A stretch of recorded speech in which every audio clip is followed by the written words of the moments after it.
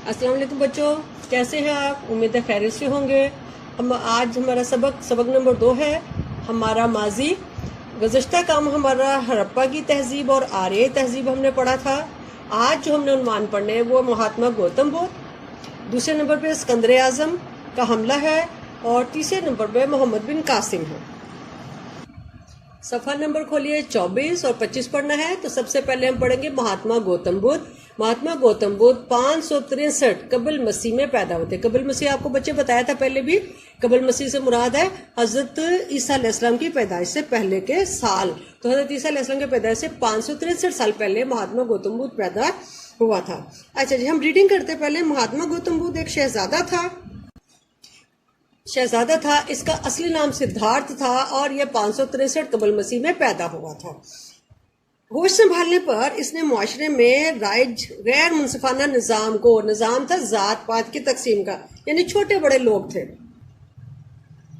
अमीर गरीब जात पात का निजाम, अमीरी गरीबी का निजाम था। उसके जहन में इस निजाम को तब्दील करने की सोच पैदा हुई और वो सच्चाई और रोशनी की तलाश में फिरता रहा। महात्मा गौतम बुद्ध ने संस्कृत को तर्क करके, संस्कृत जो है वो मजहबी जुबान थी और साथ में बड़े अमीर लोगों की जुबान थी। तो महात्मा गौतम बुद्ध ने अपनी इस जुबान को खत्म करके, इसको छोड़कर, उसने आम जो जुबान थी अपने मजहबी जुबान को छोड़कर उसने जो आम बोलचाल की जुबान थी, जैसे हमारी मजहबी जुबान तो अरबी है, हम कुरान पाक अरबी में पढ़ते हैं, नमाज अरबी में पढ़ते हैं, और हमारी कौमी जुबान उर्दू है, और जो हमारी आम जुबान है वो पंजाबी है। तो उसने अपनी मजहबी जुबान को छोड़कर आम जुबान में उसने जो है वो अपने नए मजहब की बुनियाद रखी, और नया मजहब था बुद्ध मत। पुराना मजहब क्या था बच्चों? पुराना मजहब जो आर्यों ने मजहब रखा था वो था हिंदू मत। गौतम बुद्ध ने कौन सा मजहब रखा? गौतम बुद्ध ने बुद्ध मत की बुनियाद रखी। तो एक दफा फिर हम देखते हैं, गौतम बुद्ध एक शहजादा था, इसका असली नाम सिद्धार्थ था। ये हजरत मूसा अलैहिस्सलाम से 563 साल पहले पैदा हुआ। इसके जमाने में जात पात का निजाम राइज था, यानी अमीरी गरीबी का निजाम था, और ये निजाम गौतम बुद्ध को पसंद नहीं था। इसलिए वो इस निजाम को बदलना चाहता था और इसके लिए सच्चाई रोशनी की तलाश में अपने घर से निकल गया और उसने अपनी मजहबी जुबान संस्कृत को छोड़कर आम जुबान पाली में अपने एक नए मजहब की बुनियाद रखी। और उस नए मजहब का नाम क्या था? जी, उस नए मजहब का नाम था बुद्ध मत। और पुराने मजहब का नाम क्या था? हिंदुओं के मजहब का, हिंदू से हिंदू मत पुराना मजहब था इनका। जी बच्चों, अब हम पढ़ते हैं सिकंदर आजम का हमला, जो 326 काफ मीम बच्चे इसी का मुखफ़फ़ किया है, कबल मसीह, काफ कबल से और मीम मसीह से। तो हम इसको भी पढ़ते हैं कि कौन था सिकंदर आजम। 356 कबल मसीह में पैदा हुआ। वो शुमाली यूनान की रियासत मकदूनिया का शहजादा था। इससे मशहूर यूनानी मुफक्कर अरस्तु जैसा उस्ताद मिला, जिसकी तरबियत ने इसकी शख्सियत पर गहरा असर डाला। तख्त नशीनी के बाद सिकंदर की सलाहियतों का सही इजहार हुआ। वो अपनी सलाहियतों की बुनियाद पर अजीम तरीन फातेह की हैसियत से दुनिया की बड़ी शख्सियात में शुमार किया जाने लगा। अजीम यूनानी बादशाह सिकंदर आजम 326 कबल मसीह में पेशावर के रास्ते पंजाब पर हमलावर हुआ। इसने पंजाब के हुक्मरान राजा पोरस को दरिया जेहलम के किनारे शिकस्त दी। बाद में सिकंदर आजम ने राजा पोरस को दोबारा हुकूमत वापस देकर यूनान वापस लौट गया। तो बच्चों, इसकी अहम बातें क्या है? कौन था सिकंदर आजम? कौन था? रियासत मकदूनिया का शहजादा था। पैदा कब हुआ था? पैदा हुआ था 356 कबल मसीह में। ये हमला है 326, पंजाब पर हमला किया था और पैदा हुआ था 356 कबल मसीह में। अच्छा जी, इसका उस्ताद कौन था? जी, उस्ताद था अरस्तु।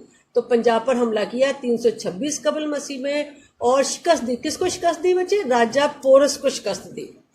तो हमने इसको पढ़ा मोहम्मद बिन कासिम को कि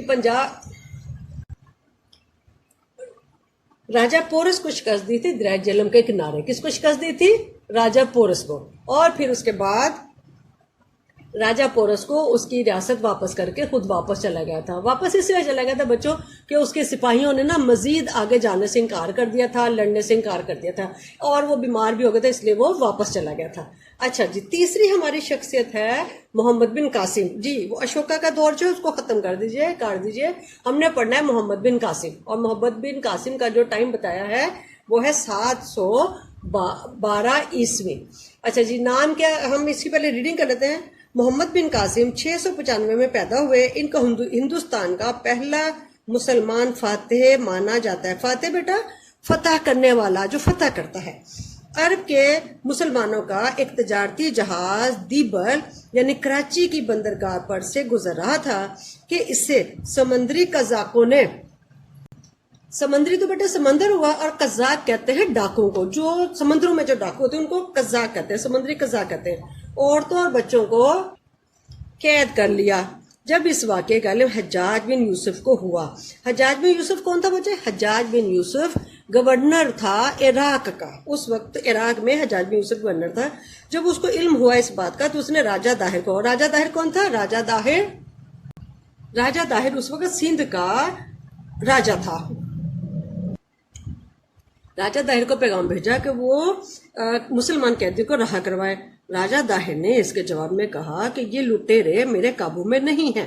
لٹیرے کون ہوتے ہیں؟ جو لوٹتے ہیں لوگوں کو. یہ لٹیرے میرے قابو میں نہیں ہیں. اس پر حجاج بن یوسف نے راجہ داہر کی سرکوبی کے لیے یعنی سزا دینے کے لیے نوجوان جرنیل محمد بن قاسم کی قیادت میں ایک فوج بھیجی. قیادت ہوتا ہے بیٹا جو سربراہ ہوتا ہے, جو آگے ہوتا ہے, بڑھ کے جو کام کر رہا تھا اس کی قیادت میں ایک یعنی جرنیل کی قیادت میں ایک فوج بھیجی جس کے ساتھ اونٹ, گھوڑے اور منجنیق بھی تھی. منجنیق بیٹا جیسے توپ ہوتی ہے نا, ایسے ایک پرانے زمانے کی, یا جیسے گلیل جو آپ استعمال کرتے ہیں, اس طرح کی ایک مشین تھی. یہ منجنیق بھاری پتھر پھینکنے کے کام آتی تھی. اچھا جی, 712 میں, اگلے صفحے پہ جائیے. 712 میں محمد بن قاسم نے سندھ پر حملے کے بعد راجہ داہر کی حکومت کو ختم کر دیا اور مزید آگے بڑھتے ہوئے ملتان تک کا علاقہ فتح کر لیا اور اس پر اسلامی حکومت قائم کی. جی بچوں, اب ہم محمد بن قاسم کو دیکھتے ہیں کہ محمد بن قاسم کا نام تو محمد بن قاسم تھا. یہ پیدا ہوا تھا 695 عیسوی میں. یہ عین ہوتا ہے, عیسوی لکھتے ہیں, یعنی حضرت عیسیٰ علیہ السلام کی پیدائش کے بعد. اچھا جی, اس کو اعزاز کیا ملا ہے؟ اس کو اعزاز ملا ہے ہندوستان کا پہلا مسلمان فاتح ہونے کا. تو ہندوستان کا پہلا مسلمان فاتح کون ہے؟ محمد بن قاسم. جی, اور اس نے سندھ کا راجہ کون تھا؟ راجہ داہر تھا. اور عراق کا گورنر کون تھا؟ حجاج بن یوسف تھا. تو جب جنگی جہاز, اس کو تجارتی جہاز کو سندھ کے ڈاکوؤں نے, سمندری قزاقوں نے لوٹ لیا, تو عراق کے گورنر حجاج بن یوسف نے راجہ داہر کو پیغام بھیجا کہ وہ تجارتی سامان واپس لے اور مسلمان قیدیوں کو رہا کرے. راجہ داہر نے کیا جواب دیا؟ راجہ داہر نے جواب دیا کہ یہ قزاق یا یہ لٹیرے میرے قابو میں نہیں ہیں. اب تو جی حجاج بن یوسف نے کیا کیا؟ اس نے ایک فوج تیار کی اور محمد بن قاسم کو اس کا سپہ سالار بنایا, اس کا جرنیل بنایا, اور اس کو جنگی سامان, اونٹ, گھوڑے اور منجنیق دے کر اس نے بھیجا یہاں پر. جب محمد بن قاسم یہاں آیا تو اس وقت جو سال تھا وہ 712 تھا. اس نے لڑائی کے ساتھ راجہ داہر کو شکست دی اور فتح حاصل کر لیا. فتح کر کے کہاں تک پہنچے؟ سندھ اور ملتان میں. جی بچوں, تو آپ نے آج کا سبق پڑھا اور اب آپ نے اپنا یہ کام اچھی طرح سے پڑھنا ہے اور کام کو مکمل کرنا ہے. اللہ حافظ.